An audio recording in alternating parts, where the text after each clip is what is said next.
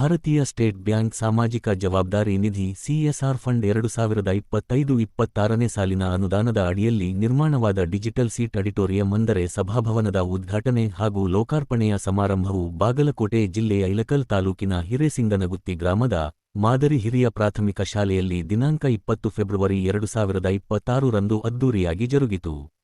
ಈ ಕಾರ್ಯಕ್ರಮಕ್ಕೆ ಆಗಮಿಸಿದ ಎಸ್ಬಿಐ ಬ್ಯಾಂಕ್ ಅಧಿಕಾರಿಗಳು ಹಾಗೂ ಶಾಲಾ ಶಿಕ್ಷಣ ಮತ್ತು ಸಾಕ್ಷರತಾ ಇಲಾಖೆಯ ಅಧಿಕಾರಿಗಳು ಹಾಗೂ ಶಾಲಾ ಎಸ್ಡಿಎಂಸಿ ಸದಸ್ಯರು ಹಾಗೂ ಹಿರೇಸಿಂಗನಗುತ್ತಿ ಗ್ರಾಮದ ಗುರು ಹಿರಿಯರು ಮತ್ತು ಪಾಲಕರನ್ನು ಪುಷ್ಪ ನೀಡುವ ಮೂಲಕ ಆತ್ಮೀಯವಾಗಿ ಸ್ವಾಗತ ಕೋರಲಾಯಿತು.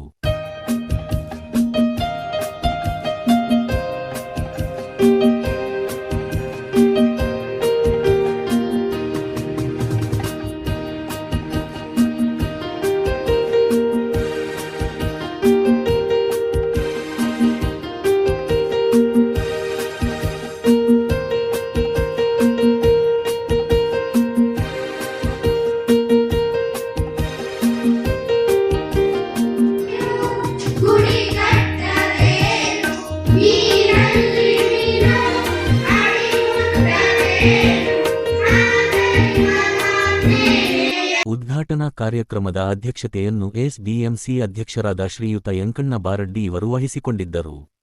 ಉದ್ಘಾಟಕರಾಗಿ ಬಾಗಲಕೋಟೆಯ ಎಸ್ಬಿಐ ಪ್ರಾದೇಶಿಕ ವ್ಯವಸ್ಥಾಪಕರಾದ ಶ್ರೀಯುತ ಗಣೇಶಪ್ಪ ಗೌಡ ಟಿ.ಜಿ. ಮುಖ್ಯ ಅತಿಥಿಗಳಾಗಿ ಎಸ್ಬಿಐ ಹೆಡ್ ಆಫೀಸ್ ಬ್ಯಾಂಗಲೋರ್ ಸಹಾಯಕ ಪ್ರಧಾನ ವ್ಯವಸ್ಥಾಪಕರಾದ ಶ್ರೀಯುತ ಶಿಬು ಥಾಮಸ್ ಅವರು ವಹಿಸಿಕೊಂಡಿದ್ದರು. ಅತಿಥಿ ಸ್ಥಾನವನ್ನು ಶ್ರೀ ರಮೇಶ್ ಕುಮಾರ್ ಓಜಾ, ಶ್ರೀ ರಮೇಶ್ ಮುಗಳಿ, ಕ್ಷೇತ್ರ ಶಿಕ್ಷಣಾಧಿಕಾರಿಗಳಾದ ಶ್ರೀಮತಿ ಜಾಸ್ಮಿನ್ ಕಿಲ್ಲೆದಾರ, ಕ್ಷೇತ್ರ ಸಮನ್ವಯ ಅಧಿಕಾರಿಗಳಾದ ಶ್ರೀ ಸದಾಶಿವ ಗುಡಗುಂಟಿ, ಶ್ರೀ ಮಂಜುನಾಥ ಮಾಚ, ಶಿಕ್ಷಣ ಸಂಯೋಜಕರಾದ ಶ್ರೀ ಎಎಂ ಕಲ್ಯಾಣಿ, ಮುಖ್ಯ ಗುರುಗಳಾದ ಶ್ರೀ ವಿಎಸ್ ಶಂಕರಗೂಳಿ, ಸಿಆರ್ಪಿ ಶ್ರೀ ಗೋಪಾಲ್ ಮರಾಠ ಹಾಗೂ ಇಳಕಲ್ ತಾಲೂಕಾ ಪ್ರಾಥಮಿಕ ಶಾಲೆ ಶಿಕ್ಷಕ ಸಂಘದ ಅಧ್ಯಕ್ಷರಾದ ಶ್ರೀ ರಂಗನಾಥ್ ಮಾಸರಡ್ಡಿ, ಎಸ್ಡಿಎಂಸಿ ಸರ್ವ ಸದಸ್ಯರು, ಗ್ರಾಮದ ಗುರು ಹಿರಿಯರು ಭಾಗವಹಿಸಿದ್ದರು. ಕಾರ್ಯಕ್ರಮದ ಉದ್ಘಾಟನೆಯನ್ನು ಶ್ರೀ ಗಣೇಶಪ್ಪ ಗೌಡ ಟಿ.ಜಿ. ಇವರು ನೆರವೇರಿಸಿದರು.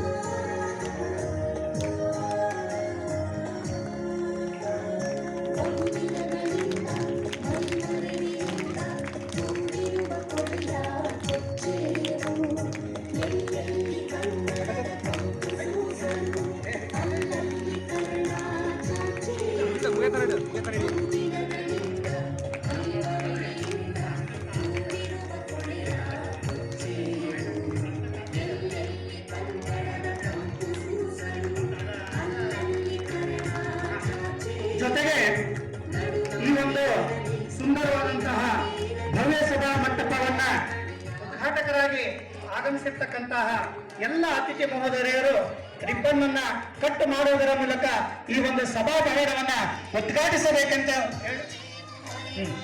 ಶ್ರೀ ಶಿಬು ಥಾಮಸ್ ಅವರು ಡಿಜಿಟಲ್ ಶೀಟ್ ಆಡಿಟೋರಿಯಂ ಅಂದರೆ ಸಭಾಭವನವನ್ನು ಉದ್ಘಾಟಕರಾಗಿ ಆಗಮಿಸಿರ್ತಕ್ಕಂತಹ ಎಲ್ಲ ಗಣ್ಯಮಾನ್ಯರು ಕೂಡ ಈ ಒಂದು ಕಲೆ, ಸಂಸ್ಕೃತಿ ಮತ್ತು ಸೃಜನಶೀಲತೆಗೆ ವೇದಿಕೆಯಾಗಿ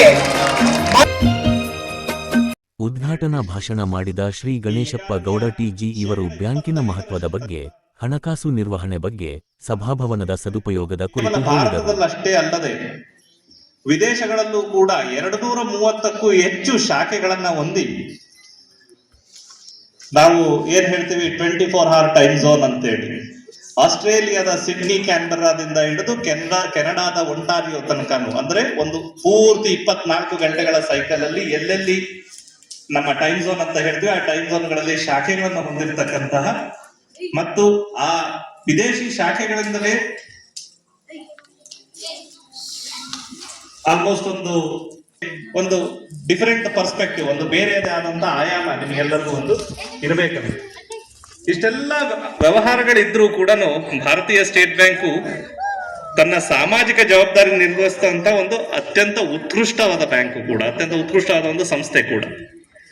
ಅಂತಹ ಒಂದು ಸಾಮಾಜಿಕ ಜವಾಬ್ದಾರಿಯ ನಿರ್ವಹಣೆಯ ಅಂಗವಾಗಿ ಇವತ್ತು ನಾವು ಇಲ್ಲಿ ಈ ಒಂದು ಡಿಜಿಟಲ್ ಸಭಾಂಗಣವನ್ನ ಈ ಹಿರೇಸಿಂಗನಗುತ್ತಿ ಶಾಲೆಯ ಈ ನಮ್ಮೆಲ್ಲ ಮುದ್ದು ಚಿಣ್ಣರ ಅನುಕೂಲಕ್ಕಾಗಿ ಒಂದು ಮಾಡಿಕೊಟ್ಟಿದ್ದೇವೆ. ಇದರ ಸದುಪಯೋಗನ ನೀವೆಲ್ಲ ಪಡೆದುಕೊಳ್ಬೇಕು.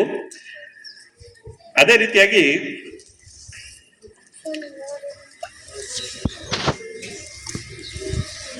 ಮೊದಲು ದಿವಂಗತ ಇಂದಿರಾ ಗಾಂಧಿಯವರ 20 ಪಾಯಿಂಟ್ ಪ್ರೋಗ್ರಾಮ್ ಇರ್ಬೋದು, ರಾಜೀವ್ ಗಾಂಧಿಯವರ ಶಿಕ್ಷಣ ಕ್ರಾಂತಿ ಇರ್ಬೋದು, ತದನಂತರ ಈಗಿನ ಪ್ರಧಾನಿಗಳಾದಂತಹ ಶ್ರೀಯುತ ನರೇಂದ್ರ ಮೋದಿ ಅವರು ಶುರು ಮಾಡಿದಂತಹ ಶಿಕ್ಷಣ ವ್ಯವಸ್ಥೆಯ ಆಧುನೀಕರಣ ಇರಬಹುದು. ಇವೆಲ್ಲದರ ಒಂದೇ ಒಂದು ಉದ್ದೇಶ ಏನಿತ್ತಪ್ಪ ಅಂದ್ರೆ ನಮ್ಮಲ್ಲಿ ಸಾಕ್ಷರತೆ ಬರಬೇಕು ಅನ್ನೋದು. ಅದನ್ನು ನಾವು ಶೈಕ್ಷಣಿಕ ಕ್ರಾಂತಿ, ಶೈಕ್ಷಣಿಕ ಸಾಕ್ಷರತೆ ಅಂತ ಹೇಳ್ತೇವೆ. ಬಹುಶಃ 1994ರ ನಂತರ ಹುಟ್ಟಿರತಕ್ಕಂಥ ಯಾವುದೇ ಮಕ್ಕಳು, ಯಾವುದೇ ಯುವಕರು ಕೂಡ ಈಗ ಅನಕ್ಷರಸ್ಥರು ಅನ್ನೋರು ಯಾರು ಇಲ್ಲ. ಆ ಒಂದು ಶೈಕ್ಷಣಿಕ ಕ್ರಾಂತಿಯ ಭಾಗವಾಗಿ ವಿವಿಧ ಸರ್ಕಾರಗಳು ಮಾಡಿರ್ತಕ್ಕಂಥ ಸಾಕಷ್ಟು ಕಾರ್ಯಕ್ರಮಗಳಲ್ಲಿ ಸಾಕಷ್ಟು ಫಲಾನುಭವಿಗಳು ತಮ್ಮ ಅಕ್ಷರವನ್ನ ಕಲಿತು ಸುಶಿಕ್ಷಿತರಾಗಿ ತಮ್ಮ ಮೊದಲು ಏನು ಬೇರೆಯವ್ರ ಮೇಲೆ ಅವಲಂಬನೆ, ಈವನ್ ಒಂದು ಸಣ್ಣ ಪುಟ್ಟ ಪತ್ರ ಓದಬೇಕು ಅಂದ್ರೂ ಕೂಡ ಬೇರೆಯವ್ರ ಮೇಲೆ ಅವಲಂಬನೆ ಆಗ್ತಾ ಇದ್ರು. ಆ ಅವಲಂಬನೆಯನ್ನ ಕಡೆಗಾಣಿಸ್ಕೊಂಡು ತಾವು ಸಬಲೀಕರಣ ಮಾಡ್ಕೊಂಡಿದ್ದಾರೆ. ಅದೇ ರೀತಿ ಒಂದು ಮಜಲು ಅಂತಂದ್ರೆ ಶೈಕ್ಷಣಿಕ ಸಾಕ್ಷರತೆ ಒಂದು ಮಜಲು ಅಂತಂದ್ರೆ ಈಗ ಅದಕ್ಕೆ ಮುಂದಕ್ಕೆ ಹೋಗಿ ಈಗೇನು, ಈಗ ಡಿಜಿಟಲ್ ಯುಗ.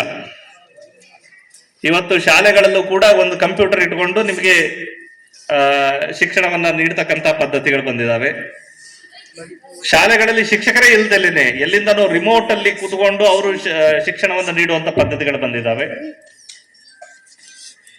ವೆಬ್ ಮಾನಿಟರ್ಡ್ ಎಕ್ಸಾಮಿನೇಷನ್ ಅಂತಾರೆ. ಈಗ ನೀವು ಶಾಲೆಗಳಲ್ಲಿ ಶಿಕ್ಷಕರು ನಿಮ್ಮನ್ನ ಎಕ್ಸಾಮ್ ಬರೆಸ್ಬೇಕಂದ್ರೆ ಅವರು ಫಿಸಿಕಲಿ ಅವ್ರು ಪ್ರೆಸೆಂಟ್ ಇದೆ, ಏನ್ ಮಾಡ್ತಾ ಇದ್ದೀರಾ, ಪಕ್ಕಕ್ಕೆ ಸರ್ಕೋ, ಆ ಕಡೆ ನೋಡ್ಬೇಡ, ಇದ್ಯಾವುದು ಬೇಕಾಗಿಲ್ಲ.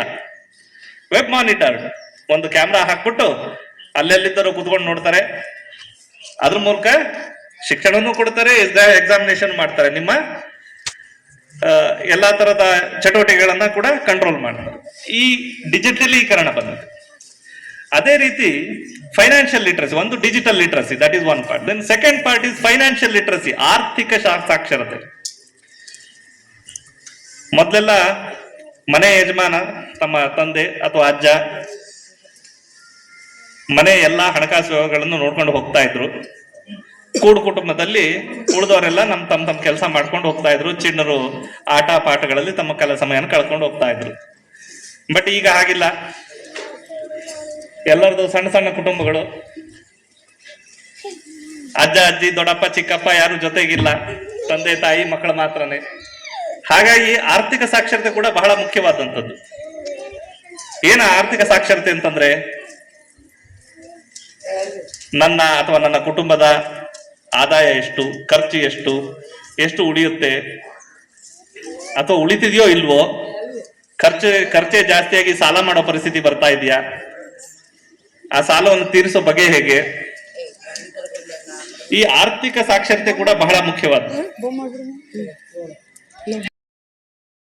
ಶಾಲೆಗೆ ಸಭಾಭವನ ಮಂಜೂರಿಸಲು ಕಾರಣೀಕರ್ತರಾದ ಶ್ರೀ ಶಿಬು ಥಾಮಸ್ ಅವರನ್ನು ಸನ್ಮಾನಿಸಲಾಯಿತು. ಇವರು ಸುಮಾರು 6 ವರ್ಷಗಳ ಕಾಲ ಹಿರೇಸಿಂಗನಗುತ್ತಿ ಗ್ರಾಮದ ಎಸ್ಬಿಐ ಬ್ಯಾಂಕಿನಲ್ಲಿ ಕರ್ತವ್ಯ ನಿರ್ವಹಿಸಿ ಈಗ ಉನ್ನತ ಅಧಿಕಾರಿಗಳಾಗಿ ತಾವು ಸೇವೆ ಸಲ್ಲಿಸಿದ ಕರ್ಮಭೂಮಿಗೆ ಎಸ್ಬಿಐ ಬ್ಯಾಂಕ್ ಸಿಎಸ್ಆರ್ ಫಂಡ್ದಲ್ಲಿ ಅಂದಾಜು ವೆಚ್ಚ 5 ಲಕ್ಷ ರೂಪಾಯಿ ಮೌಲ್ಯದ ಸಭಾಭವನ ಮಂಜೂರಿಸಿ ಎಲ್ಲರ ಪ್ರೀತಿಗೆ ಪಾತ್ರರಾದರು. ನಂತರ ಗಣೇಶಪ್ಪ ಗೌಡ ಅವರನ್ನು ಸನ್ಮಾನಿಸಲಾಯಿತು. ಬ್ಯಾಂಕಿನ ವಿವಿಧ ಅಧಿಕಾರಿಗಳನ್ನು, ಶಿಕ್ಷಣ ಇಲಾಖೆಯ ಅಧಿಕಾರಿಗಳನ್ನು, ಎಸ್ಡಿಎಂಸಿ ಸದಸ್ಯರನ್ನು ಸನ್ಮಾನ ಮಾಡಲಾಯಿತು. ಎಸ್ಡಿಎಂಸಿ ಅಧ್ಯಕ್ಷರಾದ ಶ್ರೀ ಯಂಕಣ್ಣ ಬಾರಡ್ಡಿ ಇವರು ಕೊಡ ಮಾಡಿದ ಸವಿ ನೆನಪಿನ ಕಾಣಿಕೆಯನ್ನು ಎಲ್ಲ ಸನ್ಮಾನಿತರಿಗೂ ಹಾಗೂ ಕಾರ್ಯಕ್ರಮಕ್ಕೆ ಆಗಮಿಸಿದ ಎಲ್ಲರಿಗೂ ನೀಡಲಾಯಿತು.